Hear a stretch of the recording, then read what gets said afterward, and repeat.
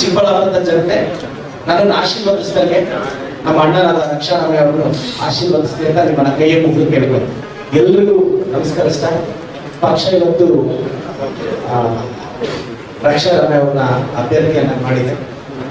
ಇದು ಮೂಲತಃ ಕಾಂಗ್ರೆಸ್ ಬೆಳೆದು ಅತಿ ಹೆಚ್ಚು ಮತಗಳಿಂದ 3 ಲಕ್ಷಕ್ಕೂ ಹೆಚ್ಚು ಮೆಜಾರಿಟಿಯಿಂದ ನಮ್ಮ ಅಭ್ಯರ್ಥಿ ಗೆಲ್ತಾರೆ ಅನ್ನೋದು ಈಗಾಗಲೇ ಸರ್ವೆಗಳಲ್ಲಿ ನಾವು ಸಹಜವಾಗಿ ನಮಗೊಂದು ಭರವಸೆ ಇದೆ, ಗಟ್ಟಿ ಭರವಸೆ ಇದೆ. ನಾವೆಲ್ಲ ಕಾಂಗ್ರೆಸ್ MLA ಇದ್ದೀವಿ, ನಮ್ಗೆ ಹಿರಿಯರ ಮಾರ್ಗದರ್ಶನ ಇದೆ. MS ರಾಮಯ್ಯ ಅವರ ಕುಟುಂಬದವರಿಗೆ ಬಹಳ ಆರೋಗ್ಯ ಮತ್ತು ಶಿಕ್ಷಣ ಕ್ಷೇತ್ರದಲ್ಲಿ ಬಹಳ ದೊಡ್ಡ ಸೇವೆ ಆಗುತ್ತೆ. MR ಸೀತಾರಾಮ್ ನಮ್ಮಣ್ಣವರು ಮತ್ತೆ ಜಯರಾಮ್ ಸರ್ ಅವ್ರ ಕುಟುಂಬ ಆರೋಗ್ಯಕ್ಕೆ ಬಹಳಷ್ಟು ಜನ ನಾವು ಬಾಗೇಪಲ್ಲಿಗೆ ಹೋದಾಗ ಆ ಕುಟುಂಬನ ಧನ್ಯತಾ ಭಾವದಲ್ಲಿ ದೇವತಾ ಭಾವದಲ್ಲಿ ಬಹಳಷ್ಟು ಜನ ಈಗಲೂ ಕಾಣ್ತಾರೆ. ಆ ಕುಟುಂಬದ ಕುಡಿ ರಾಜಕೀಯಕ್ಕೆ ಬಂದಿದೆ, ಎಲ್ಲರ ಆಶೀರ್ವಾದ ಇರ್ಬೋದು.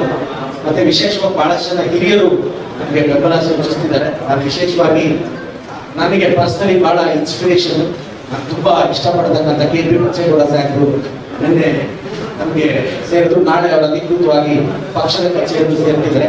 ನಮ್ಮೆಲ್ಲ KP ಬಚ್ಚೇಗೌಡ ಸಾಹೇಬರು, ಕುಟುಂಬದವರು, ಅವರ ಅಭಿಮಾನಿಗಳನ್ನು ನಾನು ಮನಸ್ಪೂರ್ತಿಯಾಗಿ ಸ್ವಾಗತಿಸಿದ್ದೇನೆ.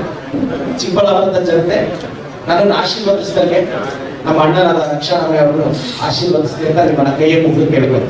Thank you sir.